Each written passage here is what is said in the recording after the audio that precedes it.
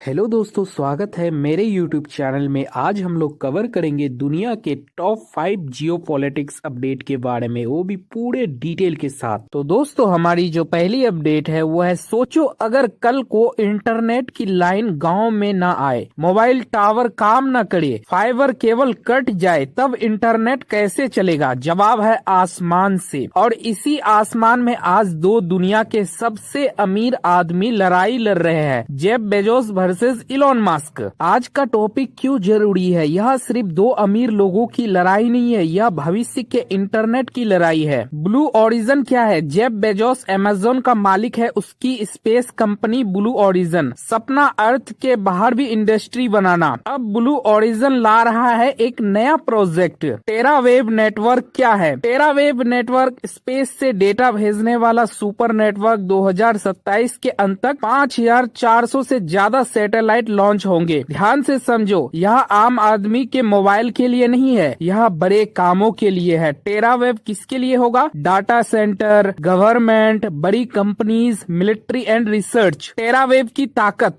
Speed 6 terabit पर second. गांव की भाषा में समझो, अगर आज का इंटरनेट बैलगाड़ी तो टेरावेव बुलेट ट्रेन। अब मैदान में इलॉन मस्क की कंपनी स्पेसएक्स, उसका सैटेलाइट इंटरनेट स्टारलिंक की करंट स्थिति करीब 10,000 सैटेलाइट पहले से ही स्पेस में, 140 प्लस देशों में सेवा, 60 लाख से ज्यादा ग्राहक। स्टारलिंक आम आदमी के लिए है, गांव, पहाड़, बॉर्डर एरिया तक इंटरनेट देता है। बेजोस वर्सेस मस्क की पुरानी दुश्मनी, दोनों में लड़ाई पहले से ही चल रही है। रॉकेट कॉन्ट्रैक्ट्स को लेकर, गवर्नमेंट डील्स को लेकर। अब लड़ाई रॉकेट से निकलकर इंटरनेट तक पहुंच गई है। अमेज़न का एक और सैटेलाइट प्रोजेक्ट है, अमेज़न का दूसरा प्रोजेक्ट लियो सैटेलाइट प्रोजेक्ट। अभी लगभग 180 सैटेलाइट है, प्लान 3000 सैटेलाइट। लेकिन ध्यान रखो, टेरावेव इससे भी ज्यादा बड़ा है और बड़ी कंपनियों में फोकस करता है। यह लड़ाई असल में किसकी है? सिर्फ बेजोस वर्सेस मस्क नहीं, सिर्फ अमीर की लड़ाई नहीं, यह लड़ाई फ्यूचर इंटरनेट की, ग्लोबल कनेक्टिविटी की, स्पेस पावर की। जो जीतेगा वही दुनिया का डेटा का मालिक बनेगा। तो दोस्तों, हमारे पास जो दूसरी अपडेट है वो है, सोचो अगर कोई बड़ा देश आप पर दबाव डाले और बोले हमारे हिसाब से चलो, तो क्या कोई छोटा देश अपने दम पर खड़ा रह सकता है? क्या कोई देश सिर्फ अपनी पहचान, एकता और आत्मसम्मान से सुपर पावर को जवाब दे सकता है? आज की कहानी है कनाडा की और प्रधानमंत्री मार्क कार्नी के उस भाषण की, जिसमें उन्होंने अमेरिका को बिना नाम लिए सीधा संदेश दे दिया। कनाडा के प्रधानमंत्री मार्क कार्नी भाषण का स्थान क्यूबेक सिटी। मुद्दा कनाडा की संप्रभुता, राष्ट्र सुरक्षा, अमेरिका के दबाव के बीच कनाडा की आजादी, रक्षा और सीमा सुरक्षा पर बड़ा फैसला। क्या कहा गया? रक्षा बजट को लगभग 2 गुना किया जाएगा। खास निवेश होगा AI, quantum technology, cyber security. सीमा सुरक्षा, CBSA Canada border service agency के ज्यादा एजेंट, ज्यादा निगरानी उपकरण। कोई भी देश तब तक सुरक्षित नहीं जब तक उसकी सीमा सुरक्षित न हो। आम जनता के लिए महंगाई कम करने की योजना, सरकार का मुख्य लक्ष्य कनाडाई लोगों की जेब पर बोझ कम करना। बड़े फैसले, कार्बन टैक्स खत्म, 22 मिलियन लोगों को इनकम टैक्स में राहत, पहली बार घर खरीदने वाले लोगों को टैक्स छूट। जैसे गांव में सरकार बिजली या खाद सस्ती कर दे, वैसे ही टैक्स कम करके राहत दी गई है। सस्ता घर और गरीबों के लिए मदद, सस्ते घर बनाए जाएंगे। 5.5 मिलियन गरीब लोगों को बिना लाइन लगे हुए ये घर बनाए जाएंगे। बच्चों के लिए नेशनल स्कूल मील प्रोग्राम को स्थायी बनाया। विविधता पर बड़ा संदेश, मार्क कार्नी ने साफ कहा, डायवर्सिटी हमारी कमजोरी नहीं, हमारी ताकत है। सभी धर्म, सभी भाषा, सभी संस्कृति, सबको बराबर अधिकार। एकता और सहयोग का मॉडल। क्या बताया गया? कनाडा का इतिहास लड़ाई नहीं, सहयोग और साझेदारी है। भविष्य की नीति, प्रांतों और क्षेत्रों के साथ मिलकर काम, नए अंतर्राष्ट्रीय बाजार, नई साझेदारियां। आदिवासी लोगों के साथ साझेदारी, फोकस सम्मान, समावेश, नफरत के खिलाफ लड़ाई। उद्देश्य हर कनाडाई खुद को सुरक्षित और आजाद महसूस करे। सबसे ताकतवर लाइन, मार्क कार्नी का बयान, कनाडा अमेरिका की वजह से जिंदा नहीं है, कनाडा इसलिए फलता फूलता है क्योंकि हम कनाडाई हैं। तो दोस्तों, हमारी जो तीसरी अपडेट है वो है, अगर किसी देश का राष्ट्रपति बदल जाए तो क्या पूरा देश एक हो जाता है? अमेरिका जिस फोर्स को कल तक सपोर्ट कर रहा था, आज वही फोर्स क्यों कमजोर पड़ रही है? तेल, गैस और ताकत, क्या यही सीरिया के नए संघर्ष की असली वजह है? आज हम सीरिया के मौजूदा तनाव को बिल्कुल आसान भाषा में समझेंगे। टॉपिक है सीरिया में सरकार और एसडीएफ के बीच मौजूदा तनाव। एसडीएफ क्या है? एसडीएफ सीरियन डेमोक्रेटिक फोर्स का गठन 2015 में हुआ था। इसे अमेरिका का समर्थन मिला। इसका मुख्य मकसद था आतंकी संगठन को हराना। एसडीएफ का कंट्रोल कहाँ था? सीरिया के पूर्वोत्तर इलाके में। यहाँ पर तेल के कुएं, गैस के बड़े भंडार, खेती योग्य जमीन, इसी वजह से यह इलाका बहुत कीमती है। बड़ा बदलाव, सत्ता परिवर्तन 2024 के अंत में बशर अल असद सत्ता से हटाए गए। नए राष्ट्रपति बने अहमद अल सरा। नए राष्ट्रपति का ऐलान, पूरे सीरिया को फिर से एक देश बनाना, सभी हथियारबंद गुटों को सरकार से मिलाना। यहीं से असली टकराव शुरू हुआ। सरकार बनाम एसडीएफ झड़पें क्यों हुई? सरकार चाहती थी एसडीएफ अपने हथियार छोड़े। एसडीएफ चाहता था अपनी स्वायत्तता बनाए रखना। इसी बात पर झड़पें शुरू हो गई। नतीजा क्या हुआ?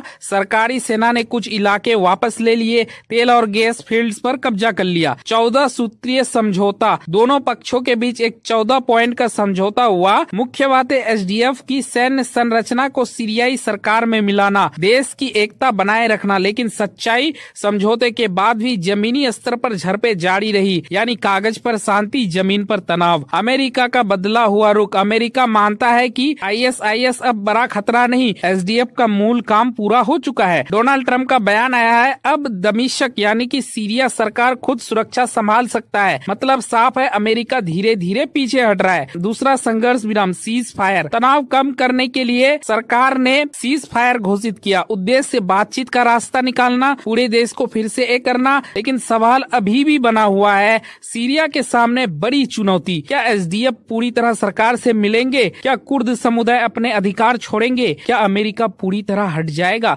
यही कारण है कि यह स्थिति सीरिया की एकता की परीक्षा बन गई है। तो दोस्तों, हमारी जो चौथी अपडेट है वो है, अगर कल भारत का रुपया $1 के बदले 100 रुपए हो जाए तो सबसे पहले क्या महंगा होगा? पेट्रोल, मोबाइल या खाना? 2 सेकंड रुको, आज हम बात करेंगे इंडोनेशिया की, जहाँ यही हालत सच में हो चुके हैं भाई। इंडोनेशिया की मुद्रा रुपया अमेरिकी डॉलर के मुकाबले रिकॉर्ड निचले स्तर पर पहुंच गई है। लगभग 17,000 रुपया एक अमेरिकी डॉलर। यह इंडोनेशिया की अर्थव्यवस्था के लिए एक खतरे की घंटी मानी जा रही है। कारण नंबर 1, वैश्विक अनिश्चितता, ग्लोबल अनसर्टेनिटी। सरल भाषा में समझिए, जब दुनिया में युद्ध का डर, बड़े देशों के बीच तनाव, शेयर बाजार में गिरावट होती है तो बड़े निवेशक डर जाते हैं। वे अपना पैसा भारत, इंडोनेशिया, ब्राजील जैसे उभरते देशों से निकाल लेते हैं। आंकड़ा याद रखने लायक, 2025 में निवेशकों ने $6.4 बिलियन के इंडोनेशियाई सरकारी बॉन्ड बेच दिए। पैसा बाहर गया, रुपये कमजोर। कारण नंबर 2, घरेलू आर्थिक नीतियाँ, डोमेस्टिक पॉलिसीज। इंडोनेशिया सरकार का बजट घटा, जीडीपी का 2.92%, कानूनी सीमा 3%, मतलब सरकार ज्यादा उधार ले रही है। निवेशकों को डर, कहीं सरकार भविष्य में कर्ज चुकाने में फेल ना हो जाए। कारण नंबर 3, राजनीतिक भाई भतीजावाद। यह सबसे संवेदनशील कारण है। क्या हुआ है? राष्ट्रपति प्राबोवो सुबियांटो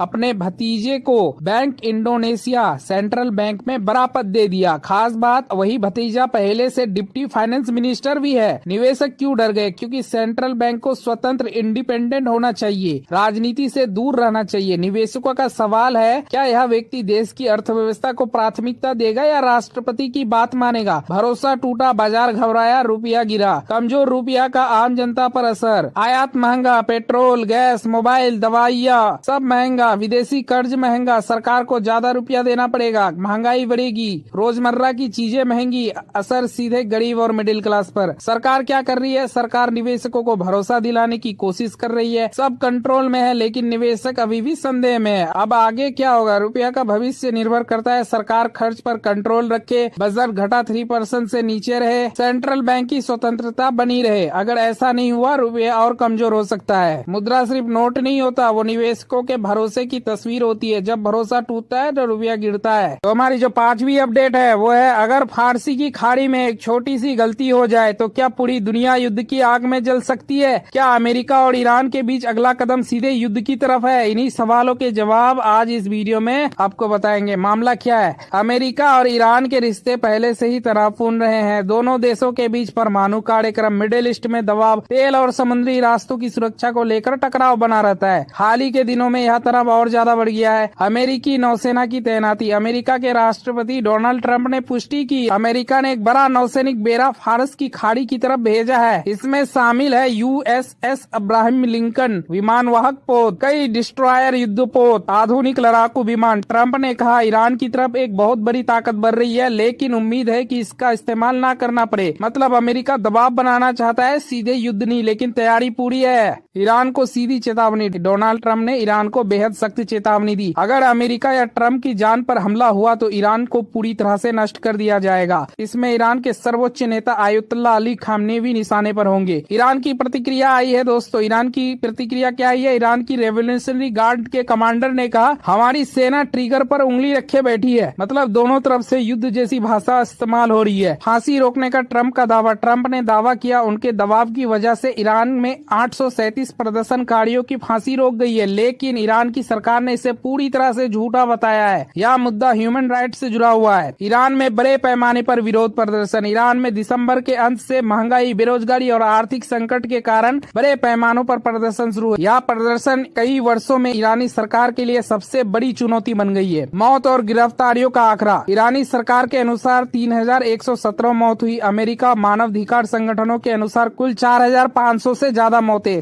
4251 प्रदर्शनकारी, 197 सुरक्षाकर्मी, 26,500 से ज्यादा गिरफ्तारियां। लेकिन पूरे देश में इंटरनेट बंद होने के कारण असली आंकड़ों की पुष्टि करना मुश्किल हो गया है। मौजूदा स्थिति क्यों खतरनाक है? आज की स्थिति में फारस की खाड़ी में युद्धपोत घूम रहे हैं। दोनों तरफ से धमकियां तेज है। कूटनीति कमजोर पड़ रही है। एक छोटी सी घटना भी पूरे मिडिल ईस्ट को युद्ध में झोंक सकती है। तेल की कीमत भी बढ़ सकती है। भारत जैसे देशों पर असर डाल सकती है। निष्कर्ष क्या निकलता है दोस्तों? अमेरिका और ईरान के बीच तनाव सिर्फ दो देशों की लड़ाई नहीं, इसका असर पूरी दुनिया पर पड़ेगी। तो दोस्तों ये था टॉप 5 जियोपॉलिटिक्स अपडेट। अगर वीडियो पसंद आया तो वीडियो को लाइक कर देना, चैनल को सब्सक्राइब कर देना। मिलते हैं अगली वीडियो में, तब तक के लिए जय हिंद, जय भारत।